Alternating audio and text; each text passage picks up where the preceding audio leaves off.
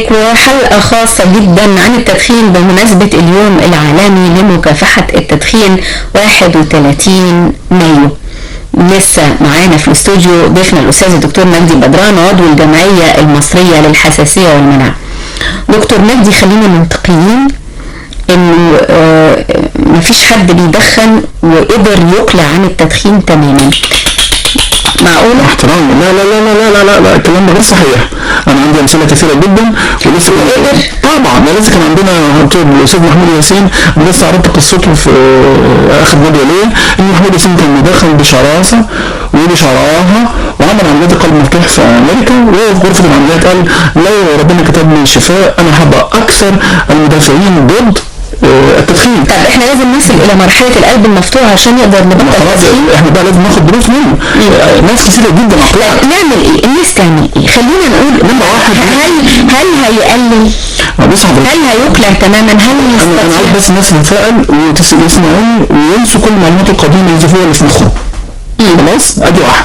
نمرة واحد ان الدول التي تكثر من حملات التوعية مكافحة التدخين يزيد فيها الاقلاع، والدول اللي ما فيهاش حملات الشراهه واعداد المزودين بتزيد اكتر كل سنه في عده فئات اللي هي نمره واحد هم الناس السيدات، نمره اثنين الجهله، نمره ثلاثه الاطفال والمراهقين. يبقى نركز على الثلاثه دول.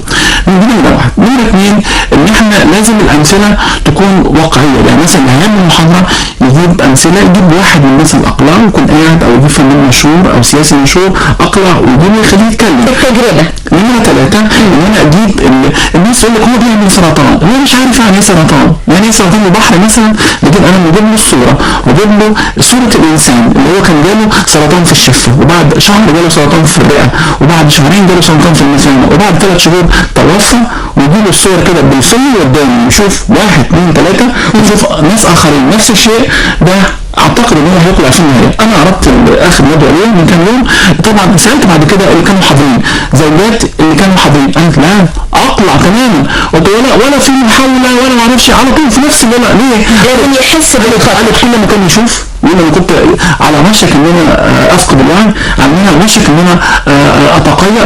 الصور اللي انا عرضتها والناس الحقيقيه اللي شفتهم، والبنات الصغيرين اللي جالهم سرطانات في الشفه واللسان وفي كل حته في جسمهم، البنات الصغيرين اللي الناس عمرها 15 وتبدا عمرها 25 عشان كانت قاعده في البيت امها وابوها بيدخنوا طول عمرها. هنا المدخن السلبي بيلاقي نفس النتيجه السلبيه. لازم الناس تعرف ايه اضرار التدخين.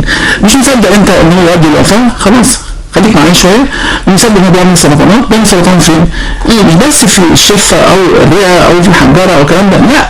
دلوقتي لازم تبقوني النهارده في قناه الباء من الزيله ان سرطان المثانه اصبح وثيق الصله التدخين. كمان السلبي، بمعنى بنت عندها 12 سنه وجالها سرطان في المثانه، ما عندهاش بالهرسه، ما بتشتغلش في مصنع، ما بتاخدش اي ادمان ولا اي حاجه، جالها منين؟ اصلا بيئه. امها ما بتدخنش وابوها ميت، اصلا ابوها كان بيدخن وهي بيبي صغير، لا وهي بطن امها لسه وهي جميل، والاب توفى. يبقى الاب توفى من سرطان الرئه، وبعد 10 سنوات زوجته اللي ما بتدخنش خالص جالها سرطان الرئه، وبعد سنتين كمان البنت الصغيره اليتيمه جالها سرطان في المثانه بسبب التدخين الاصلي بتاع لازم نعرف بقى، لازم نعرف الحاجات دي. بواب صغير في العمر كان عنده 40 سنه، انا شفته بيقول على عمره 80 سنه سرطان الرئه، وبعد 3 سنوات جاله سرطان المثانه، وبعد كده ساب كل عيال. الحاجات دي كلها ما ننساهاش. بعد كده تعالوا بقى نشوف هو بيعمل ايه. ما احنا قلنا 5000 ماده، وال 5000 ماده هيروح عند بتاع التدخين السلبي. هيعملوا له ايه؟ 5000 ماده عند طرف السيجاره. كان زمان نقول في المحاضرات ان السيجاره بتطلع 5000 ماده وفيها 70 ماده مسرطنه. اقف عندك، الكلام ده مش صحيح دلوقتي. مش السيجاره بتشتغل عند الفوهه بتاعتها، عند الطرف بتاعها عند 900 درجه مئويه. 900 درجة مئوية هتحول جميع المواد داخل التبغ إلى مواد مسرطنة. يبقى أصبح عندي دلوقتي مش هقول 70 مادة مسرطنة، بقول 5000 مادة مسرطنة. ده الجديد بقى لازم تعرفوا. ده الجديد اللي احنا اتأكدنا منه من خلال الأبحاث. والأطباء تقول ده مش انشف، دي حقائق علمية. نمرة 2 بعد كده ايه المواد الموجودة وتخليني كده. أنا عرضت في آخر ندوة ليا تجربة، قلت تعالوا نجيب التبغ ونفركه. جبنا السجاير وفركناها وبقت معجون كبير وحطينا عليه ميه وحطيناه بطريقه خاصه قعدنا نستخلصها وغليناها، قعدنا نغلي لحد ما بقى بعد الغليان حاجه كده سودا مسكوها الناس ماسكه بدون بتلزق ومش عارف الماده دي في الرئه، ده في ايدي، ده احنا قصدي بتوصل للرئه، احنا جبناها في وعاء، احنا سخناها على النار وشوف ده هيتبقى ايه، اللي هيتبقى ده منه اللي هو القطران. القطران اللي احنا بنشوفه في الشوارع ده حضرناه من الطبخ. تعالى بعد كده بقى شوف واحد تاني، شوف واحد تاني توفى في مشرحه، نفتح الرئه بتاعته ونشوف بنلاقي في كلاكيع، في كور جوه الرئه بتاعته، الكور دي بتلزق في ايدينا، الكور دي قطران.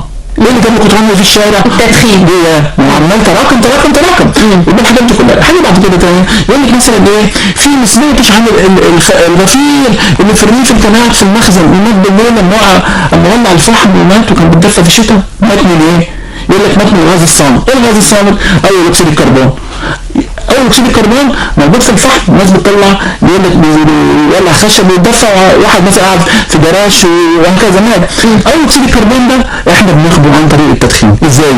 اما بولع التبل ده يطلع لي الغاز الصامت اللي انا مش شايفه ولكن مش حاسس بيه، يدخل لي كميه كبيره هيموتني، كميه صغيره يخليني اقل. بيعمل ده يدخل على الهيموجلوبين بتاعي، الهيموجلوبين اللي هو الحاجه اللي بتخلي الدم عندي احمر. ده فايدته ايه؟ يشيل لي الاكسجين، يشيله ويوديه عند الانسجه من الرئه ويلف زي البوسطه على كل يوزع، خد عشان تعيش. مين بقى الهيموجلوبين اللي هو سائل بريد المفروض يديله الاكسجين؟ اول ما يشوف اول اكسيد الكربون يصاب بحاله من الاستغباء، يقول له تعالى انا بحبك، وحب الهيموجلوبين لاول اكسيد الكربون يضاهي 200 مره قد حب الاكسجين. يبقى معنى كده هيبقى عبيط، ده هيبقى الهيموجلوبين افضح مش فاهم حاجه، هيقعد يكلبش في اول اكسيد الكربون ومش عايز يسيبه. وهنا بتبتدي اولى خطوات تكوين السرطان. هناخد فاصل ونرجع مره ثانيه واحنا